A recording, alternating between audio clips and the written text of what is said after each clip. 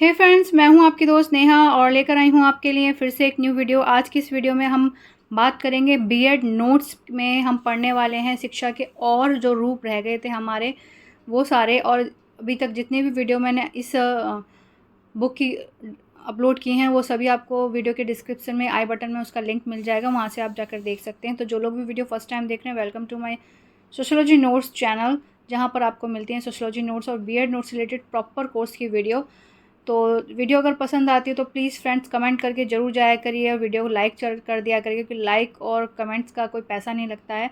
आप सब अगर ये सब कर देते हैं तो मेरे लिए एक और अच्छी बात हो जाती है कि मुझे अच्छा लगता है कि मैं जो आप लोग के लिए कर रही हूँ, बस आपका एक कमेंट और आपका लाइक मेरे लिए बहुत है। अगर आपको अच्छा लगता है कि वीडियो अच्छी है तो दूसरों को भी ज़रूर शेयर करा करिए।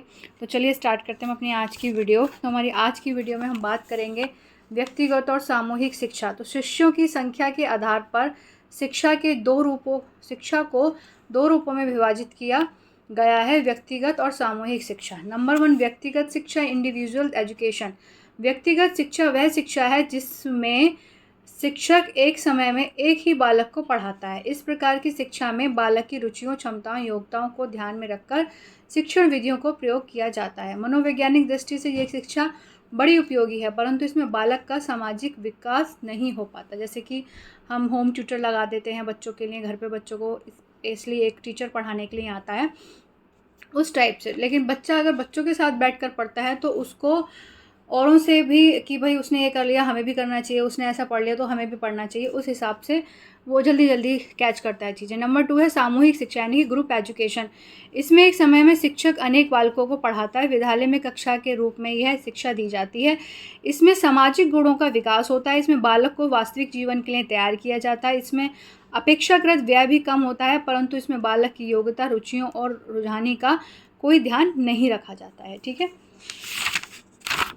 क्योंकि क्लास में बहुत सारे बच्चे पढ़ते हैं, सबको किस तरह से समझ में आ रहा है ये तो नहीं देख सकते ना।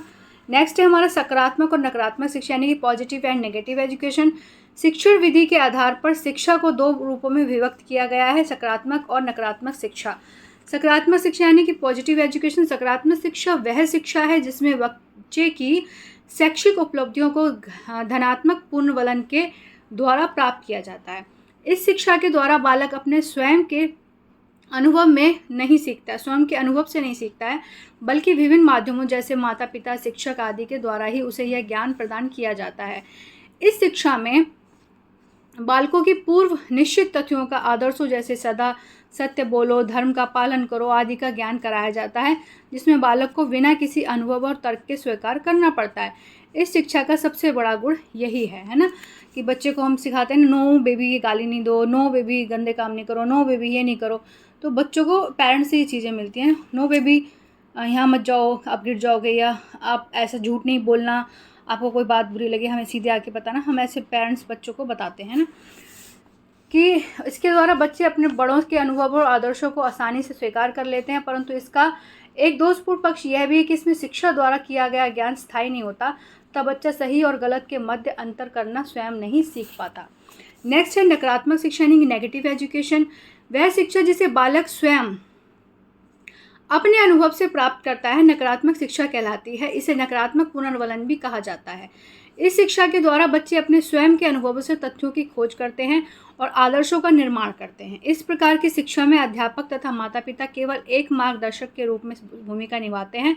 इसका गुण यह है कि इस शिक्षा के द्वारा प्राप्त ज्ञान स्थायी होता है, क्योंकि बालक अपने स्वयं के अनुभवों से यह ज्ञान प्राप्त करता है तथा इसके द्वारा बालक सही और गलत में अंतर करना भी पूर्ण रूप से सीख जाता है। परंतु इस शिक्षा के द्वारा यह हानि भी हो सकती है कि बालक गलत अनुभव प्राप्त कर ले तथा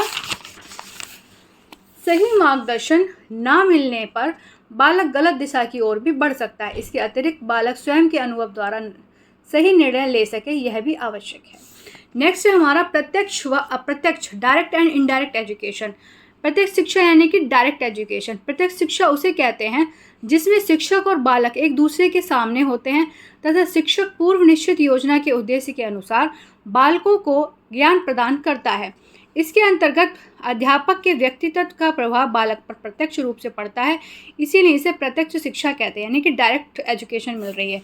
अप्रत्यक्ष शिक्षा यानी कि इनडायरेक्ट, वह शिक्षा जिसका कोई निर्धारित उद्देश्य व शिक्षण पद्धति नहीं होती है, बल्कि बालक स्वतंत्र वातावरण में अप्रत्यक्ष साधनों द्वारा स्वयं ही सीखता है। अप्रत्यक्ष शिक्षा कहलाती है। यह अनौपचारिक शिक्षा का ही एक रूप माना जाता है। फिर हम देखते हैं कि नेचर ऑफ एजुकेशन, शिक्षा की प्रकृति। एजुकेशन एक टीचिंग लर्निंग प्रोसेस है, शिक्षण अधिगम की प्रक्रिया है। शिक्षा एक ऐसी प्रक्रिया है जिसमें एक व्यक्ति सीखता है तो दूसरा व्यक्ति सिखाता है, तथा यह एक सीखने और सिखाने की प्रक्रिया है। शिक्षण अधिगम के 4 रूप होते हैं। कौन कौन से देखते हैं? TLLL, TL और TL और TL, ठीक है। यानी कि less teaching less learning, less teaching less learning, more teaching less learning, more teaching more learning, ठीक है। तो TL में देखते हैं कि more teaching more learning, TL more teaching less learning, और TL less teaching more learning, और TL short में मतलब लेस टीचिंग और लेस लर्निंग, ठीक है। तो देखिए इन सभी रूपों में TL बाला रूप सबसे उत्तम है, क्योंकि इसमें शिक्षक कम प्रयास करके भी विद्यार्थियों को अधिक सिखा सकता है। अतः शिक्षक को चाहिए कि वह उन शिक्षण विधियों और तकनीकों का प्रयोग करे जिनके द्वारा वह विद्यार्थियों को कम प्रयास से अधिक सिखा सके। शिक्षा एक जीवन पर्यंत चलने वाली प्रक्रिया है। व्यक्ति अपने जीवन में अपने हर घटना से कुछ ना कुछ अनुभव कर ही लेता है, तथा यह अनुभव से कुछ ना कुछ सीखता है। इसलिए शिक्षा व्यक्ति के जीवन भर निरंतर अंतिम क्षण तक चलने वाली प्रक्रिया है। यह एक गतिशील प्रक्रिया है जो समय और स्थान के अनुसार परिवर्तित होती रहती है। शिक्षा हमें हर तरह से शिक्षित करती है। हमारा व्यक्तित्व, रहन सहन आदि हम जैसे जैसे जीवन में गुजरते जाते हैं कुछ ना कुछ नया सीखते जाते हैं। परिवार, स्कूल, समाज से हमें सीखने को मिलता है। हम शिक्षित होते हैं। समय बदलने पर, स्थान बदलने पर हम उसी रूप में ढलने की कोशिश कर शिक्षित होते हैं, है ना।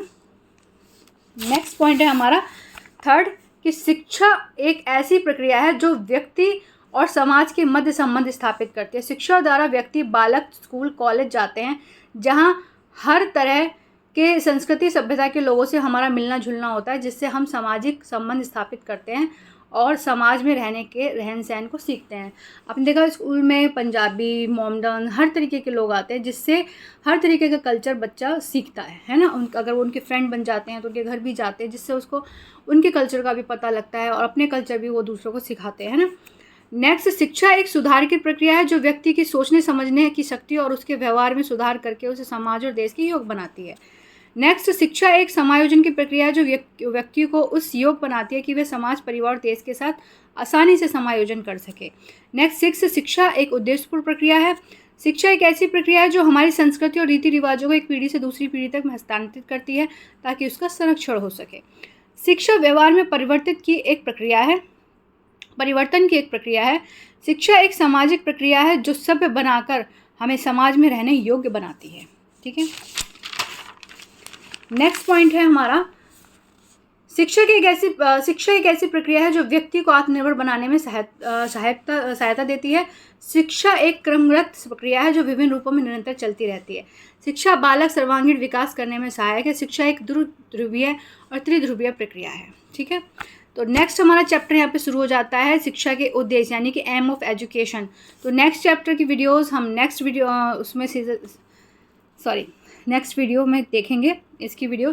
तो चैनल को सब्सक्राइब कीजिए मेरी आने वाली और नई वीडियोस के लिए, जिसमें नेक्स्ट चैप्टर शुरू होगा, 2nd चैप्टर स्टार्ट हो जाएगा और 1st चैप्टर हमारा खत्म हो गया। इसके शॉर्ट क्वेश्चन जल्दी ही आपको मिलेंगे मेरे चैनल पर। चैनल को सब्सक्राइब किए बिना बिल्कुल भी मत जाइएगा। वीडियो पसंद आई है तो लाइक, शेयर, कमेंट जरूर कीजिए। इसको आगे जरूर फॉरवर्ड कीजिए ताकि और लोगों तक भी पहुँच पाए। थैंक यू सो मच मेरे सभी व्यूअर्स के लिए।